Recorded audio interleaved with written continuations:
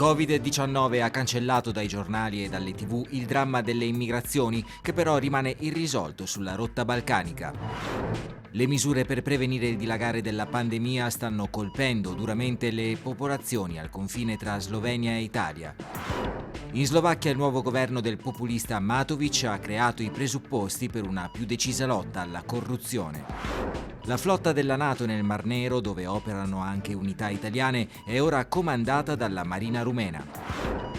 Una coppia di sfollati dal Donbass in guerra ha aperto a Cracovia, in Polonia, un museo del kitsch ispirato dai gatti.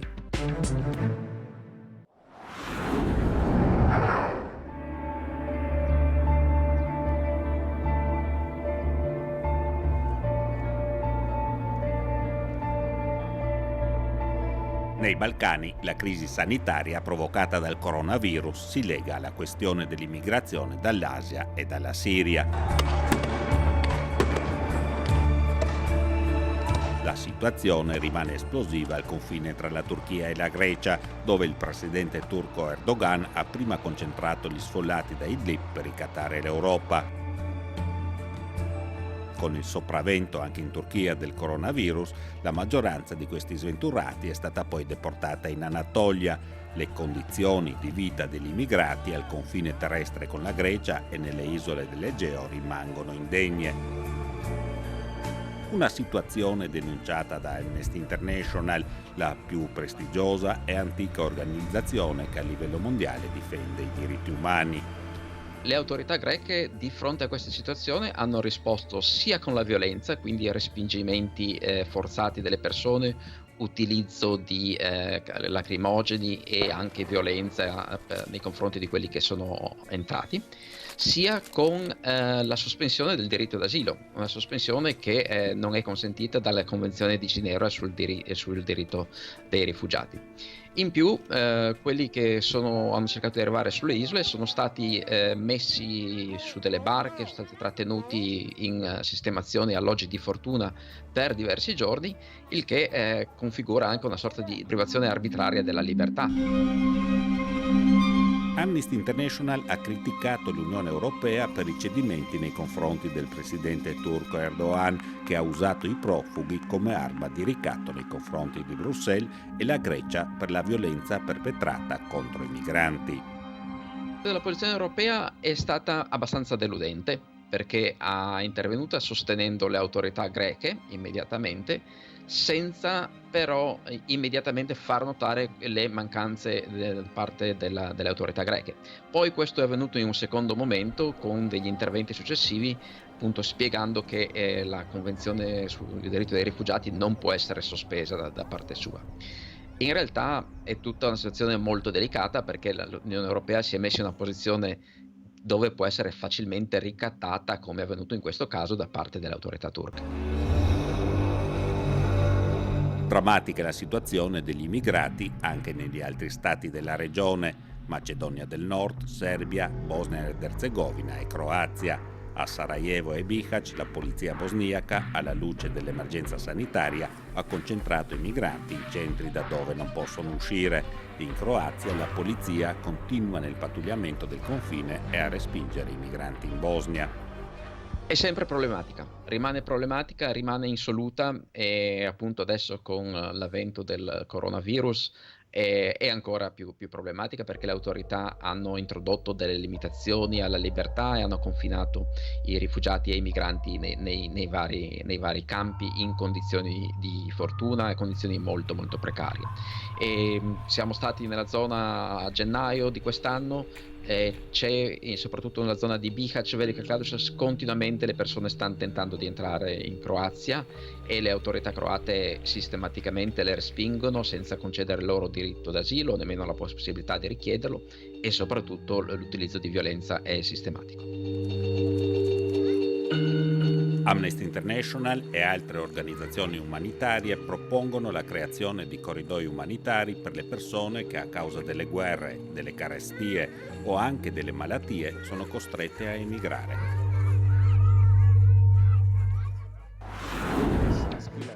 Il Parlamento ungherese ha votato i pieni poteri per il premier Viktor Orbán per combattere il coronavirus. Orbán, senza limitazioni di tempo, può governare sulla base di decreti, chiudere il Parlamento, cambiare o sospendere leggi esistenti e ha la facoltà di bloccare le elezioni. Spetta a lui determinare quando finirà lo stato di emergenza. Inoltre, chi diramerà false notizie rischierà da 1 a 5 anni di carcere. Hanno votato a favore i deputat di Fidesz e alcuni dell'estrema destra. Secondo l'opposizione socialista, che aveva chiesto a Orbán di limitare a 90 giorni il provvedimento, l'Ungheria è scivolata nella dittatura.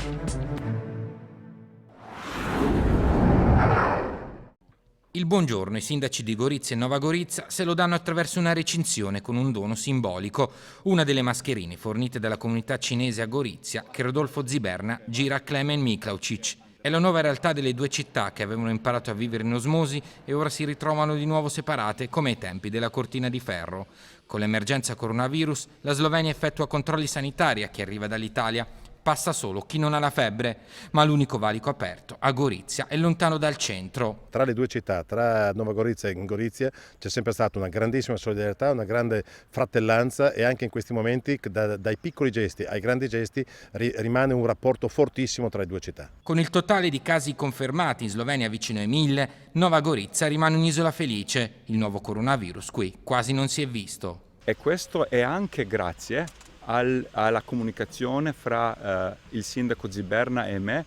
Il sindaco Ziberna è riuscito a mandare messaggi di allerta. Siamo stati i primi nel paese di prendere le misure contro la divulgazione del virus. Le uscite all'aria aperta non sono state vietate in Slovenia, che per il resto ha adottato il modello italiano con l'aggiunta dell'interruzione del trasporto pubblico.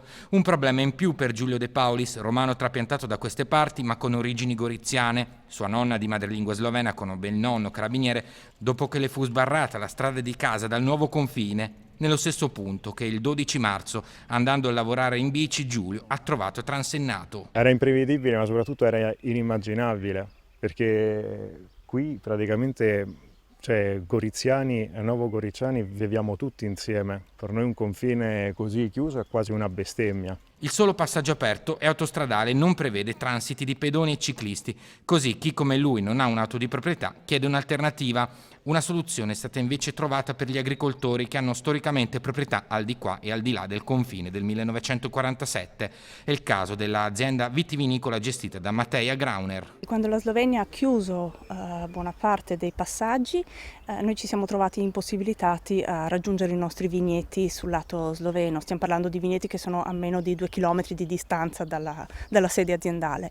E per fortuna, dopo una settimana, la Slovenia ha aperto alcuni dei passaggi, come questo valico di seconda categoria che viene utilizzato solo ed esclusivamente da bipossidenti quali siamo noi.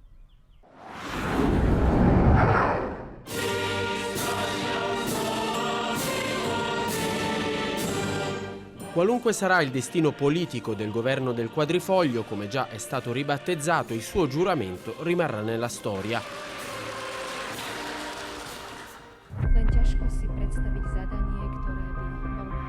15 mascherine a coprire il volto di altrettanti ministri, di fronte la presidente della Slovacchia Zuzana Čaputová, protetta da una striscia di tessuto intinta con il resto dell'abbigliamento. Il partito olano, uscito trionfatore dalle urne, ha portato a casa 8 dicasteri, tra cui difesa, economia, sanità e interni, oltre alla presidenza per il suo leader e fondatore, il 46enne imprenditore Igor Matovic. 3 portafogli, tra cui gli esteri per i liberali del SAS, 2 con la giustizia per i conservatori di Zaludi, forza dell'ex presidente Kiska. 3 ministeri anche a Smerodina, realtà populista alleata in Europa con Lega e lepenisti francesi, una compagine rafforzata dalla presidenza del Parlamento andata al segretario Boris Kollar. La piattaforma del nuovo governo è chiara: lotta alla corruzione. Sarà una coincidenza, ma pochi giorni dopo le elezioni l'Agenzia Nazionale Anticrimine ha dato il via all'operazione Tempesta. Squadre speciali hanno fatto irruzione nelle case di 13 giudici e altre 5 persone, tutti nomi di peso. L'accusa è di aver avuto contatti illeciti con il magnate Marian Kochner, già condannato a 19 anni per malversazioni e sotto processo per l'omicidio del giornalista investigativo Jan Kuciak e della sua compagna. Tra gli arrestati anche l'ex viceministra della giustizia e la vicepresidente della Corte Suprema. Kochner è al centro di molti degli scandali che hanno indignato l'opinione pubblica slovacca. Nel suo cellulare sono state trovate chat criptate con poliziotti, magistrati, politici. Si parlerebbe di mazzette, sentenze pilotate, funzionari compiacenti. Ma lotta alla corruzione a parte, il programma del neonato governo rimane un punto interrogativo, diviso tra sostenitori del libero mercato, pro-NATO e pro-Europa, e forze euroscettiche e sovraniste. Un problema per ora in secondo piano, perché un'emergenza molto più grande si è affacciata anche a Bratislava, portando ad un accordo in meno di 2 settimane. Dnes nikto nevie, ako presnú bude mať táto kríza podobu. Oggi nessuno sa che forma prenderà questa crisi, nessuno sa quanto durerà e quali saranno le sue conseguenze. Sappiamo solo una cosa: dobbiamo affrontare insieme la più grande sfida della storia del Paese. Abbiamo una cura per il coronavirus, la solidarietà, la responsabilità e la determinazione di tutte le persone che amano la Slovacchia. Všetkých ľudí, ktorým na Slovensku skutočne záleží. Qui il primo caso di Covid-19 è arrivato il 6 marzo. I numeri, come altrove, sono cresciuti rapidamente e ne è seguito lo schema che conosciamo: tamponi, chiusure, isolamento. Le grandi fabbriche di automobili, vero motore economico del paese, si sono fermate, costringendo a casa migliaia di lavoratori, mentre chi può riconverte la produzione, come questo stabilimento tessile. A firma dospela tak, že už som začal mať vážne problémy. L'azienda era in grande difficoltà, è stata una coincidenza. Stavo guardando la TV e ho sentito che non avevamo le materie prime. Nessuno era in grado di produrre mascherine. È un processo semplice, ma servono materiali particolari, di alta qualità. Così ho detto, possiamo farle noi. Tak som tam zavolal, že to vieme vyrábať. Molto probabilmente, insomma, la crisi sanitaria farà da collante per il nuovo esecutivo slovacco, ma il coronavirus può solo spostare e non sciogliere i nodi politici sulla strada di Igor Matović.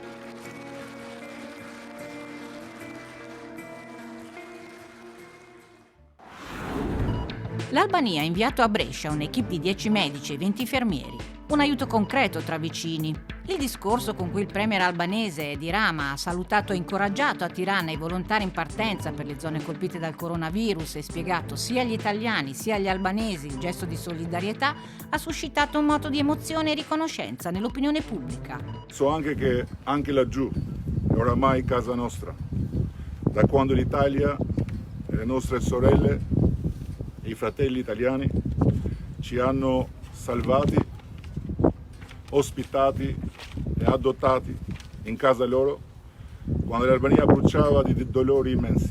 È vero che tutti sono rinchiusi dentro le loro frontiere e anche paesi ricchissimi hanno girato la schiena agli altri, ma forse esattamente perché noi non siamo ricchi e neanche privi di memoria, non ci possiamo permettersi di non dimostrare all'Italia che gli albanesi e l'Albania non abbandonano mai l'amico in difficoltà.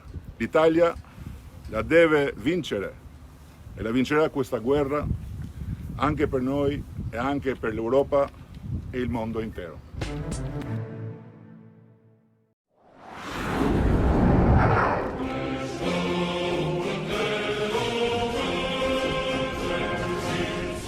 Cacciamine, fregate, sottomarini. La flotta navale rumena mostra i muscoli nel porto di Costanza, la base militare principale nel paese.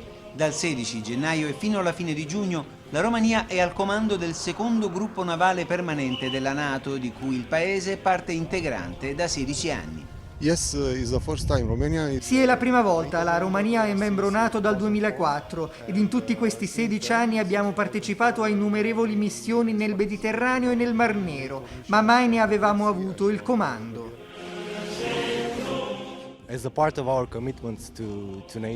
È un grande piacere per noi essere alla guida di questa missione per la prima volta e per i prossimi mesi. Per noi è un onore, in un momento storico come questo, assumere la leadership di questo prestigioso gruppo navale interforze. A passare il testimone ai cugini rumeni, l'Italia, da sempre un punto di riferimento per capacità diplomatiche e militari. Abbiamo lasciato sicuramente la nostra esperienza perché l'Italia fa parte di questo comando dalla sua Costituzione che risale al 1991, molto tempo fa. È una forza navale marittima integrata, ha una missione molto importante che è quella della salvaguardia dell'accessibilità ai porti. Il comando navale significa molto per la Romania, che in questi mesi ha la possibilità di dimostrare i passi in avanti fatti in ambito strategico. È molto importante tutto questo per noi. Dimostra quanto le forze armate romene siano credibili, quanto siano affidabili come partner e come siano in grado di gestire risorse, uomini, navi e ogni altro assetto militare utile alla riuscita della missione. Non solo Romania e Italia. Alle missioni partecipano anche navi militari di Bulgaria, Germania, Spagna e Turchia. In effetti lo scacchiere geopolitico nel Mar Nero è divenuto molto più complesso da quando è scoppiata la crisi politica tra Russia e Ucraina, con l'annessione da parte della Russia nel 2014 della Crimea, che da Costanza dista solo 186 miglia. Specialmente dal 2014, da quando lo scenario complessivo sul fronte della sicurezza nel Mar Nero è cambiato, le nostre navi sono sempre impegnate, così come lo sono le forze aeree e quelle terrestri. Partecipiamo a molte esercitazioni nazionali ed internazionali. Nonostante le tensioni tra Russia e Ucraina si siano allentate negli ultimi mesi, la situazione in Mar Nero va costantemente monitorata e tenuta sotto controllo. E poi c'è da considerare che la Romania sorveglia anche il confine proprio con l'Ucraina sul delta del Danubio, tra le frontiere fluviali più lunghe nel pianeta. Il Mar Nero e le coste del Mar Nero rappresentano il confine sud-est dell'alleanza e la sicurezza e la stabilità di questa zona è molto importante per tutta l'alleanza e per le popolazioni che vivono in quest'area. La zona è dunque un pilastro per la difesa dell'Europa e dell'alleanza, come confermato dalle continue manovre di navi che appartengono a schieramenti contrapposti e che si guardano con reciproco sospetto.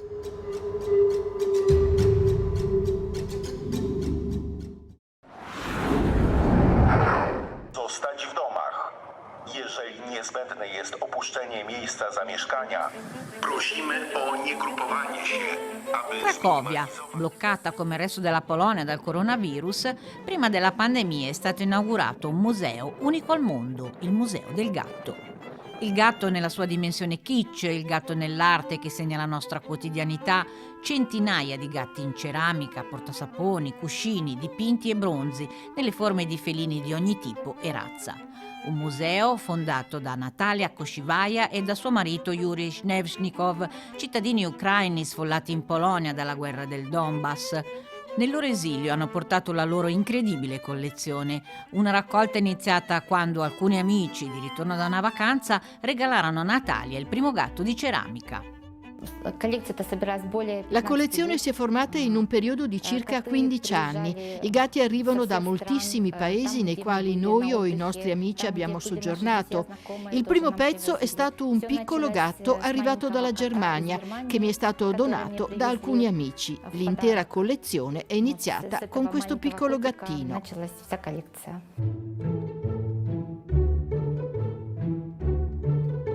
Trasferire la collezione dal Donbass ucraino in guerra a Cracovia è stata un'impresa, incartare ogni ceramica e poi scartarla ad ogni dogana. Viaggiavamo in un minibus. Uscire dalla Repubblica filorussa di Donetsk non è stato facile. Il bus ci aspettava nella parte controllata dall'esercito ucraino. Qui, al confine tra l'Ucraina e la Polonia, abbiamo avuto qualche difficoltà passata la dogana. Ma questo è un confine, una frontiera normale. A Donetsk invece c'è la guerra. Gatti arrivati dall'India, dalla Spagna, dalla Russia, dall'Ucraina, dall'Africa, moltissimi dalla Cina. Natalia e Yuri per anni dagli amici in regalo ricevevano solo gatti. Una collezione nata per caso, ma che intriga i visitatori. Sono entrato in questo museo proprio perché abbiamo notato un gatto all'ingresso e questo ha attirato la nostra attenzione. Siamo entrati e siamo rimasti sorpresi nel vedere così tante foto e così tante figurine diverse. Siamo davvero sorpresi. Sono venuta al Museo dei Gatti perché ho pensato che fosse interessante ed è veramente diverso. A casa abbiamo molti gatti, quindi abbiamo pensato di vedere com'è e è eccitante. Ce ne sono così tanti diversi da vedere, gatti comuni, persiani, tutte le razze, è tutto diverso.